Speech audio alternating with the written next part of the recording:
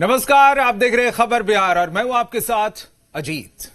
बिहार में राजनीतिक दलों के नेताओं को जब भी आपने सुना होगा सभी गरीबों की बात करते हैं और कोरोना को लेकर जिस तरह की बातें की जा रही हैं, एहतियात बरतने की बातें या फिर सुविधाएं बढ़ाने की बातें, इन सब के बीच में यह कहा जा रहा है कि इन सब को छोड़कर चुनाव की तरफ लोग शिफ्ट कर रहे हैं। लेकिन एक हम ही है जो गरीबों की बात कर रहे हैं, जनता की बात कर रहे हैं। लेकिन इन सब के बीच आप देखिए कोरोना का जो हंगामा है वो लगातार बरपा हुआ है बिहार में, लेकिन राजनीतिक गतिविधियां काफी तेज हैं। और क्या हो रहा है अभी से ही, अभी चुनाव की तारीखों का ऐलान नहीं हुआ है, लेकिन राजनीतिक उथल पुथल और पाला बदलने की जो होड़ है वो काफी तेज हो चली है। जेडीयू के पूर्व एमएलसी जावेद इकबाल अंसारी ने आज आरजेडी की सदस्यता ली है। जेडीयू के पूर्व विधायक राम नरेश सिंह की बेटी शगुन सिंह ने भी आरजेडी की सदस्यता ली है। साथ ही पूर्व एडीजी अशोक गुप्ता आरजेडी से जुड़ गए। इस मौके पर प्रदेश अध्यक्ष जगदानंद सिंह और पूर्व मंत्री विशन पटेल, पूर्व मंत्री अब्दुल बारी सिद्दीकी, पूर्व केंद्रीय मंत्री कांति सिंह मौजूद थे। और इस मौके पर तेजस्वी यादव ने कहा कि इसे लेकर भव्य कार्यक्रम होना था, लेकिन कोरोना को लेकर छोटा किया गया। जावेद इकबाल अंसारी आरजेडी में दूसरी बार शामिल हुए हैं। इससे पहले वे जेडीयू और उससे पहले भी आरजेडी में शामिल थे।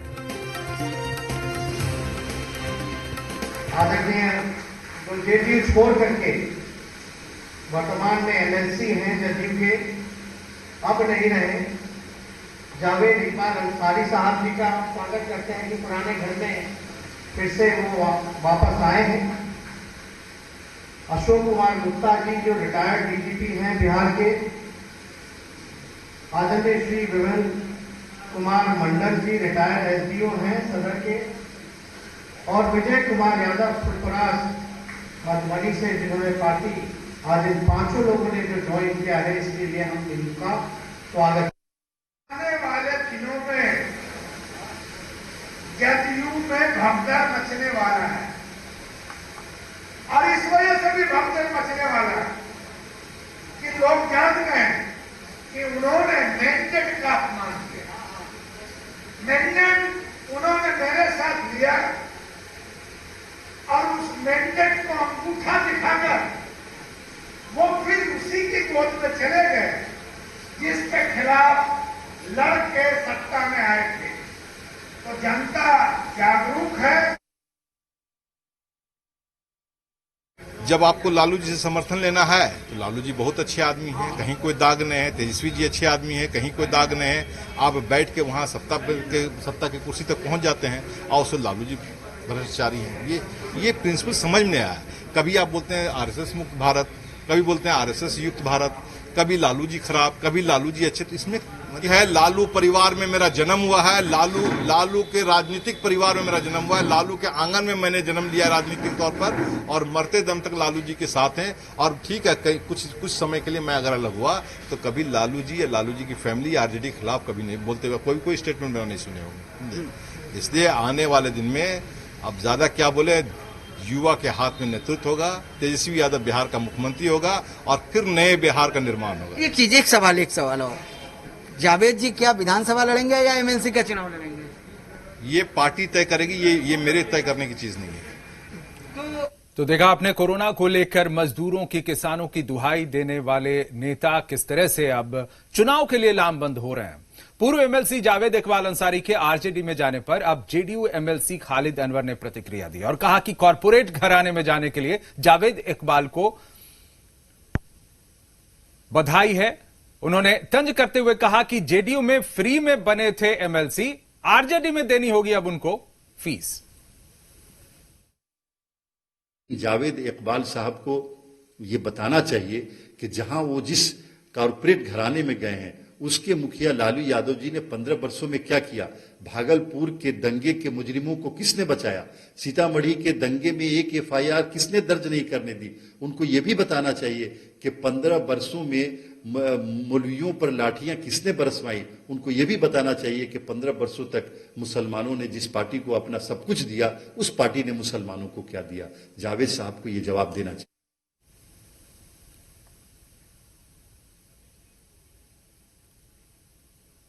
और अब बात करते हैं सीएम के कार्यक्रम की। सासाराम में सीएम नीतीश कुमार के द्वारा वीडियो कॉन्फ्रेंसिंग के जरिए 122 करोड़ की लागत से बनने वाले बाईपास सड़क का शिलान्यास किया गया और इस शिलान्यास के बाद सासाराम के शिलान्यास स्थल पर जेडीयू विधायक वशिष्ठ सिंह और आरजेडी विधायक डॉक्टर अशोक कुमार में एक दूसरे के बीच इस योजना का श्रेय लेने की होड़ देखी गई। कार्यक्रम में ही दोनों एक दूसरे पर आरोप प्रत्यारोप करने लगे और इसे लेकर कार्यक्रम में अफरा तफरी मच गई। जेडीयू और आरजेडी के लोग आपस में नारेबाजी करने लगे। सीएम के द्वारा शिलान्यास के बाद वीडियो कॉन्फ्रेंसिंग के समय आरजेडी विधायक डॉक्टर अशोक कुमार को मुख्यमंत्री से बात करने का मौका दिए जाने पर जेडीयू ने करगहर के विधायक वशिष्ठ सिंह नाराज हुए और कार्यक्रम स्थल पर इसका विरोध करने लगे। जेडीयू विधायक का कहना था कि उनकी मांगों को नीतीश कुमार जी ने मानकर ही ये बाईपास सड़क का शिलान्यास किया है, जबकि सासाराम के आरजेडी विधायक डॉक्टर अशोक कुमार का कहना था कि सासाराम के बाईपास सड़क की अनुशंसा उन्होंने की थी।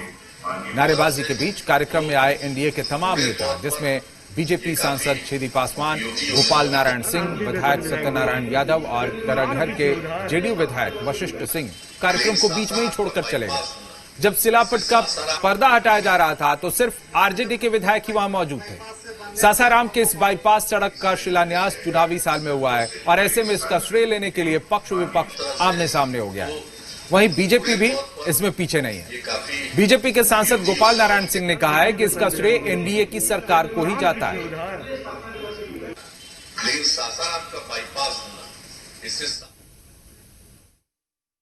आप व्यक्तिगत तौर पर यहाँ जाने, जनता जानना चाहती है कि आरजेडी ने कराया, सासाराम के विधायक ने कराया कि करगहर के विधायक ने कराया?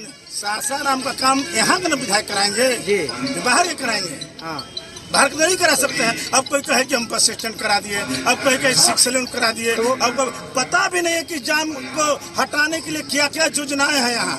जब शिलान्यास का समय आता है, उद्घाटन का समय आता है, तब लोग बात करते हैं। आप पेपर में पढ़ते होंगे, आज साल भर से 2 साल से कब कब किस किस फेज में इस रोड का काम चला, सिर्फ अकेला मेरा बयान आया। ये सवाल ये 22/6/2017 को 16 को मेरा चिट्ठी आपके पास गया होगा। ये मुख्यमंत्री जी के जो 22/6/2016 को बैठक हुई थी डीआरडीए में, सवाल मेरा उठाया हुआ है और उसका कंप्लायंस आज हो रहा है, इसलिए मैं मुख्यमंत्री जी को हृदय से आभार प्रकट कर रहा हूँ। ये मेरे पास चिट्ठी है उसका। कहाँ चिट्ठी है? कहाँ दिक्कत आ रही है? यहाँ पे क्या दिक्कत आ रही है? क्या दिक्कत? कुछ नहीं आ रही है। सवाल मैं उठाया और जवाब उनसे दिलवा रहे हैं। ये दिक्कत हो रही है। कौन दे रहे हैं जवाब? अरे वो नाम सवाल मैं उठाया हूँ। नाम खोलिए ना, देखिए ना इसको। उसमें क्या नाम लिखा है? अरे देखिए, वशिष्ठ सिंह विधायक करगहर सासाराम शहर में बराबर जाम की समस्या बनी रहती है। जाम की समस्याओं को निजात दिलाने हेतु रिंग रोड बनाया जाए। सवाल मेरा है, सवाल किसी और विधायक का नहीं है। आप कौन विधायक उठा रहे हैं? अभी क्या देखे नहीं, आप लिखना की है, नाम क्या बताएं? ये सवाल मेरा है।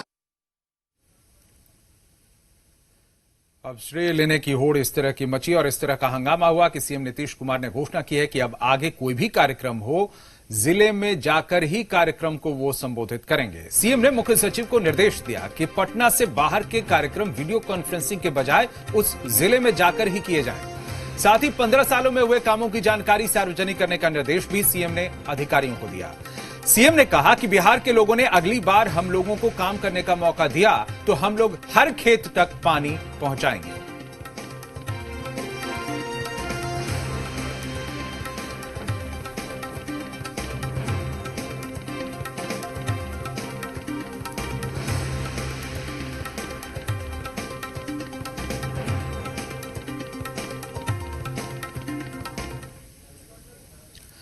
सीएम नीतीश कुमार ने आज 8 वर्षों बाद बनकर तैयार 70 घाट महासेतु का उद्घाटन किया। वे पटना से ही वीडियो कॉन्फ्रेंसिंग के माध्यम से महासेतु का उन्होंने उद्घाटन किया। सारण तिरहुत प्रमंडलों को जोड़ने के लिए यह महासेतु सहायक साबित होगा। लखीसराय में मुख्यमंत्री नीतीश कुमार ने वीडियो कॉन्फ्रेंसिंग के माध्यम से 146 करोड़ की लागत से लखीसराय बाईपास और 122 करोड़ की लागत से कुंदर बराज का उद्घाटन किया।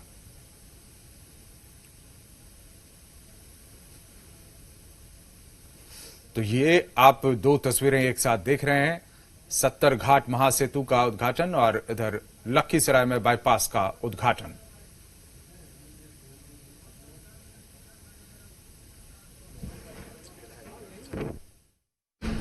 तो अब ये जो पुल बन रहा है कितनी उपयोगिता है आप सब लोगों ने चर्चा कर दी। मुझे तो बड़ी खुशी हुई है।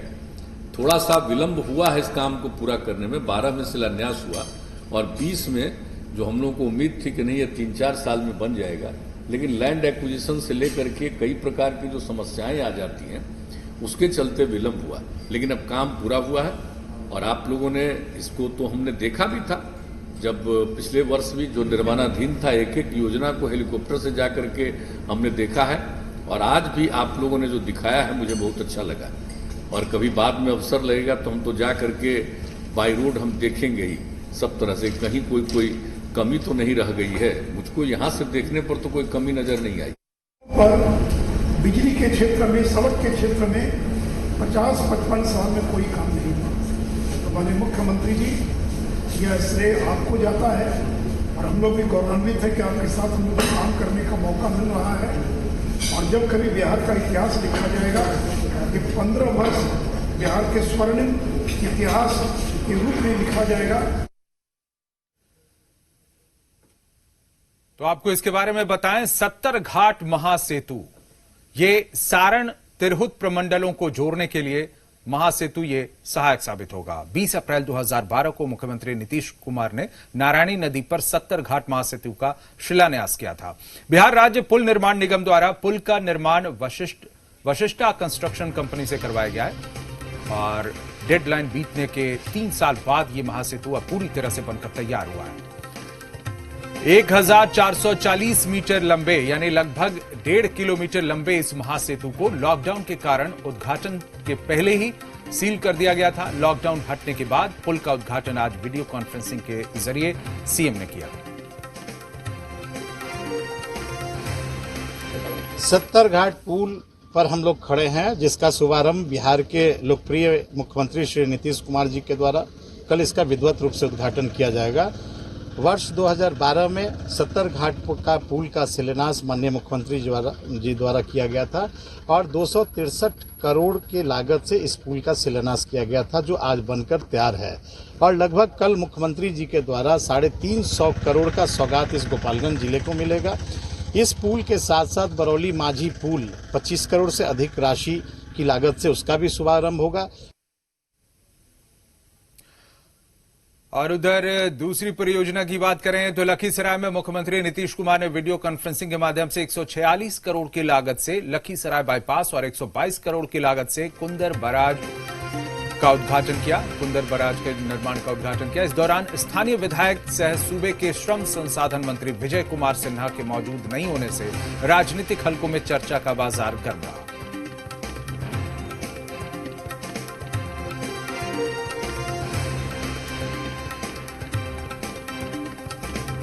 माननीय मुख्यमंत्री जी का हम आभार व्यक्त करना चाहते हैं, लखीसराय के सांसद होने के नाते भी और लखीसराय की जनता की तरफ से कि जो लखीसराय पूरे जिले की और इस पूरे क्षेत्र की जो सपना था लखीसराय बाईपास, उसका शिलान्यास भी माननीय मुख्यमंत्री जी ने किया और उसका उद्घाटन भी माननीय मुख्यमंत्री जी ने किया। और क्या महागठबंधन में सब कुछ ठीक नहीं चल रहा है? पूर्व सीएम जीतन राम मांझी के 10 दिन के अल्टीमेटम को आरजेडी और कांग्रेस ने खारिज कर दिया है। आरजेडी का कहना है कि समय आने पर सब होगा। उधर कांग्रेस का कहना है कि महागठबंधन में कोऑर्डिनेशन की कमी नहीं है, समय आने पर सभी नेता मिलकर बात कर लेंगे। आरजेडी और कांग्रेस का कहना है कि यह वक्त बिहार को बचाने का है। दरअसल पूर्व सीएम जीतन राम मांझी ने महागठबंधन को 25 जून तक कोऑर्डिनेशन कमेटी बनाने का अल्टीमेटम दिया हुआ है।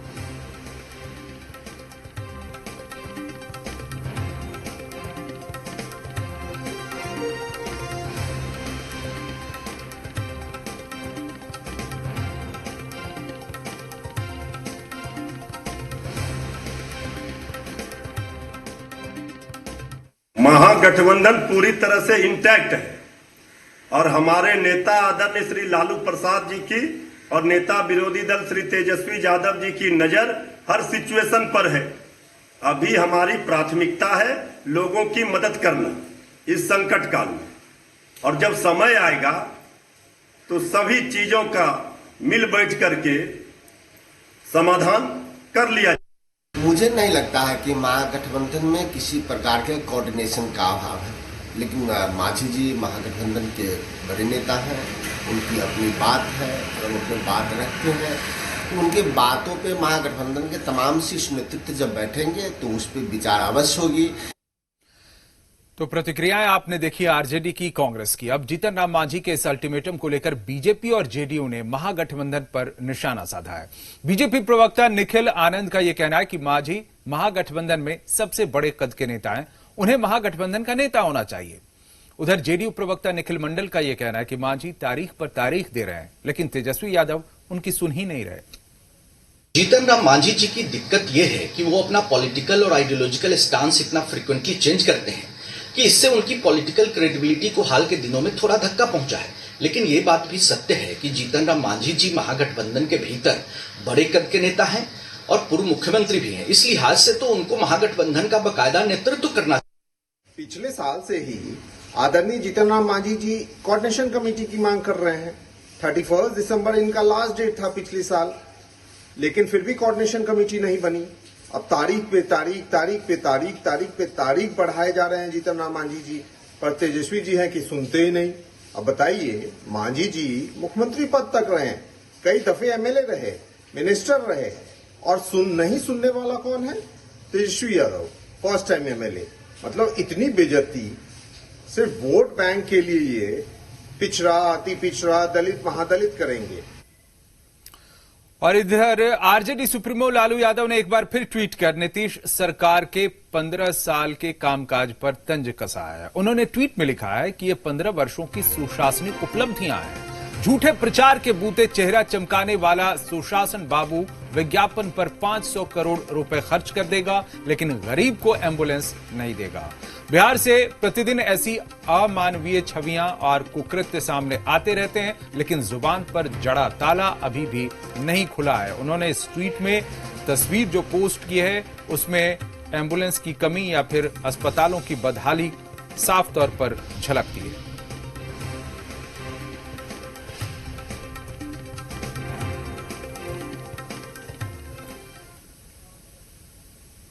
और इधर पटना में एक्टर सुशांत सिंह राजपूत के समर्थकों ने सलमान खान और करण जौहर का पुतला जलाया। पटना के इनकम टैक्स चौराहे पर बड़ी संख्या में युवाओं ने प्रदर्शन किया और दोनों का पुतला जलाया। समर्थकों का यह आरोप है कि सुशांत सिंह को खुदकुशी के लिए मजबूर किया गया और मामले की जांच होनी चाहिए। उन्होंने मामले पर इंसाफ मिलने तक बिहार में आरोपी लोगों की फिल्मों के बहिष्कार का ऐलान किया।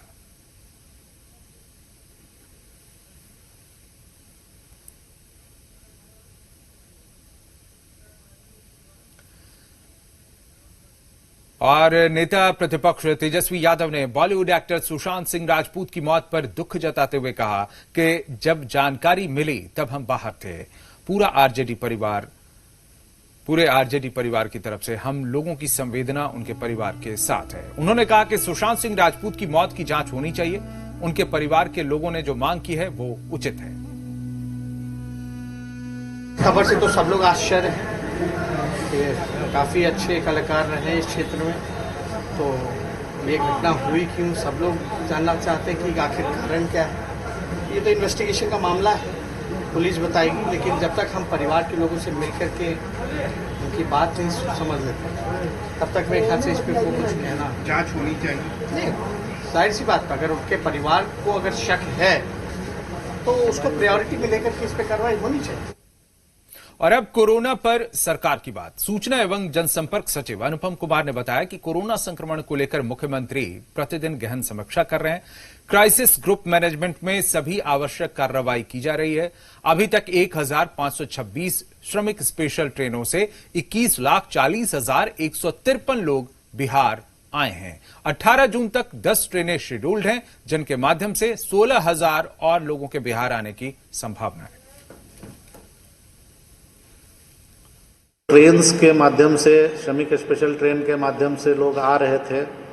अभी तक 1526 ट्रेन टोटल आ चुकी हैं और इनके माध्यम से 21,40,153 लोग बिहार आए हैं और 18 जून तक अभी 10 और ट्रेन आने की संभावना है जो शेड्यूल है, जिसके माध्यम से 16,000 लोग और आने संभावित हैं।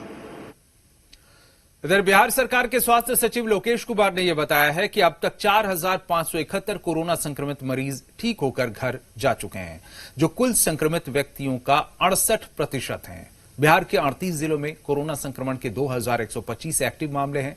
पिछले 24 घंटे में 44 वर्षीय कोरोना संक्रमित की मृत्यु हुई है, जो कटिहार के निवासी थे और हाल में दिल्ली से आए थे। अब तक हम लोगों ने कुल 1,30,783 सैंपल की जांच की है और कुल कोविड-19 पॉजिटिव मामले मिले हैं वो 6,736 हैं।